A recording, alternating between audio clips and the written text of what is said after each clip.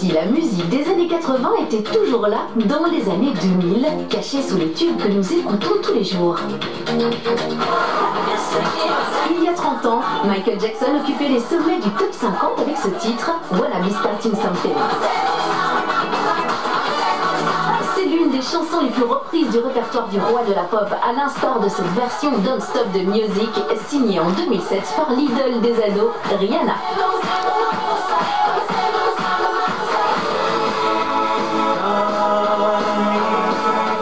Take On Me, le tube du célèbre groupe norvégien a-ha, a quant à lui été revisité par Christina Aguilera et Pitbull.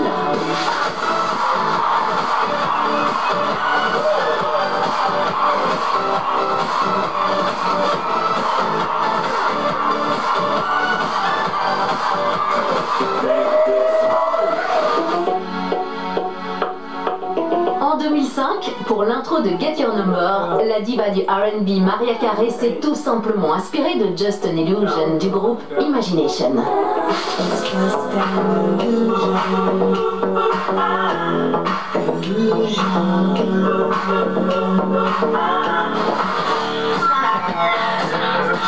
Même le duo électro-Daft Punk n'est pas insensible aux influences 80. Aucune différence entre Rob Rock et ce morceau d'un groupe très peu connu des années 80.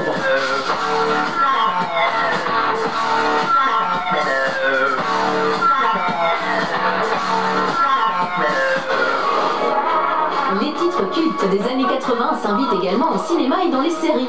En 2003, le film Love Actually fait un carton au box-office. Hugh Grant, en Premier ministre british plus vrai que nature, danse sur un classique des Pointer Sisters. Les séries ne sont pas en reste. La BO de Glee, la série préférée des ados, ne pouvait passer à côté d'une reprise du groupe Wham.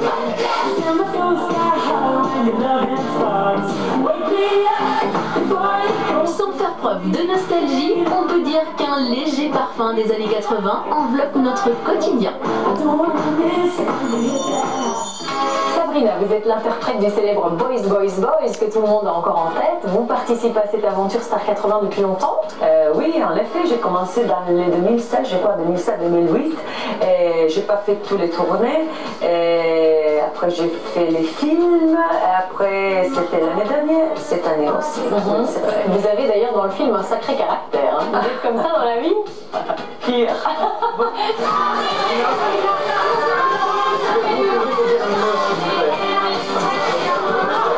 Sabrina, qu'est-ce qui a motivé votre tour? L'amour. Alors Sabrina, à l'époque de Boys, Boys, Boys, le tube, vous aviez 19 ans, tout le monde 18 ans, tout le monde se souvient de votre clip, avec la piscine et tout ça. Tout le monde s'en souvient parce qu'il y en a qui étaient absolument fans, il y en a qui étaient choqués aussi. J'ai l'impression que les années 80 ont marqué un espèce de tournant dans la manière de raconter les choses. On nous est plus provoqués qu'aujourd'hui. Boys, c'était un des premières vidéos.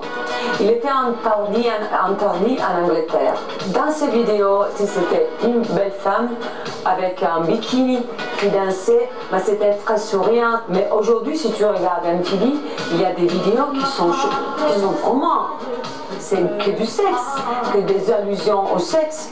Moi, je trouve que Boys, c'était pas vraiment une allusion au sexe. C'était plus une allusion à s'amuser, à chanter. C'était plus comme ça. Aujourd'hui, c'est beaucoup plus fort. Et après tout ça, après Boys, Boys, Boys et tout ça, qu'est-ce que vous êtes devenu? Qu'est-ce que vous avez fait? J'ai fait beaucoup de télévision. Je présente aussi à la télévision. J'ai fait du cinéma, oui. J'ai fait du cinéma. J'ai fait à peu près, je crois, 15 grands shows en Italie. Et cette tournée, vous allez la continuer? Vous avez envie de poursuivre l'aventure? Oui, je crois que oui. Je crois que oui. Vous vous amusez bien? Oui, oui. Et puis vous avez un retour du public qui est quand même impressionnant. Ben oui, ça c'est vrai. Tout à fait, tout à fait. Merci beaucoup et grazie mille. Ah, brava, non, excusez-moi pour mon français que c'est un petit peu dingue, je crois. Mais j'espère que vous allez me comprendre. Merci à vous. Restez avec nous, on se retrouve dans quelques instants sur RTL TV pour la suite de cette édition. Publicita. Juste après la pub, retour sur le phénomène Star 80 depuis les coulisses de la tournée. Souvenez-vous, en 1986, la Belgique remportait le 31e concours Eurovision de la chanson grâce à Sandra Kim. Elle nous raconte sa vision des années 80.